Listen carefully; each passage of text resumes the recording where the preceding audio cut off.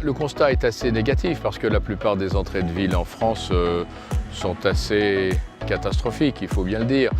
Elles sont inondées par la publicité, par des zones d'activité où il n'y a pas de cohérence urbaine ni architecturale. Elles sont marquées par la circulation automobile, l'inaccessibilité à d'autres modes de transport. Par conséquent, ça ne reflète pas du tout la diversité et la qualité de la plupart des villes françaises. Et les entrées de villes donnent une mauvaise impression dès l'entrée de nos cités.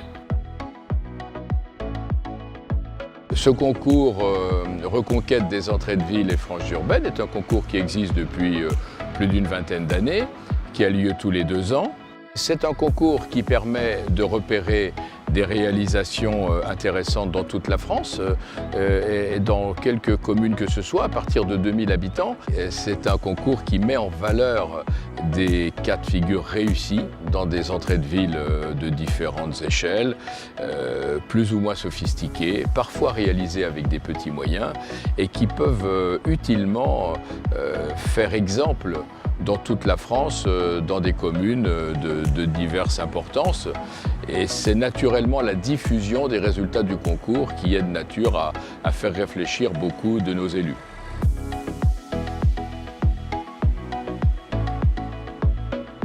Un des premiers critères, c'est de redonner une image et une identité à ces espaces dégradés qui n'en ont pas fréquemment, et c'est de permettre aussi que les habitants se réapproprient ces espaces-là.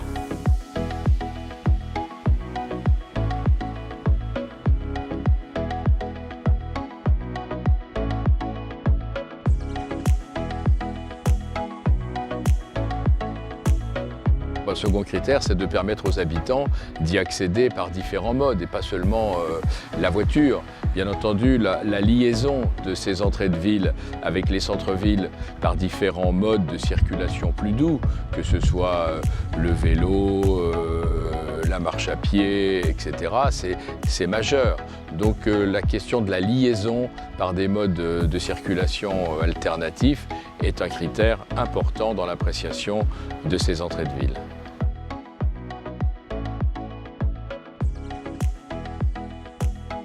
Alors, un troisième critère, c'est évidemment la lutte contre la publicité intempestive ou abusive. On voit bien que ces entrées de ville sont souvent défigurées, non seulement par des constructions banales, mais aussi par des panneaux publicitaires gigantesques, encombrants, redondants, surabondants. Donc il faut mettre un terme à cela. Il y a des outils juridiques très simples, qui sont les règlements locaux de publicité. Il faut les mettre en œuvre.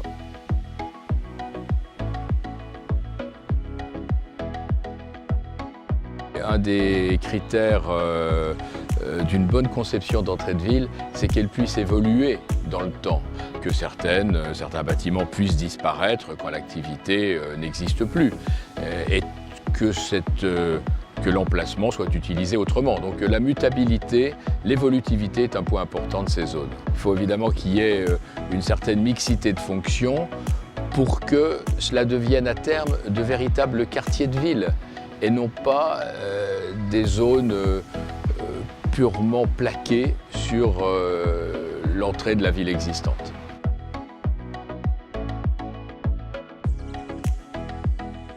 Il faut avoir une cohérence d'ensemble et puis entre ce qui est construit, des liaisons plutôt vertes avec de fortes végétalisations et qui donnent une réelle image à ces quartiers, à ces zones, qui les transforme d'ailleurs de zones d'activité en véritables quartiers.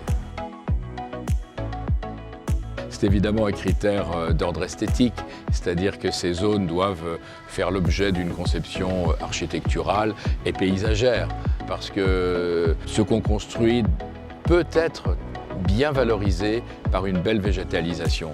C'est tout simple, on a toujours fait ça à toutes les époques, et donc on peut le faire aujourd'hui dans ces zones et leur donner une plus grande qualité et en faire de vrais quartiers et non plus des éléments plaqués sur les entrées de ville.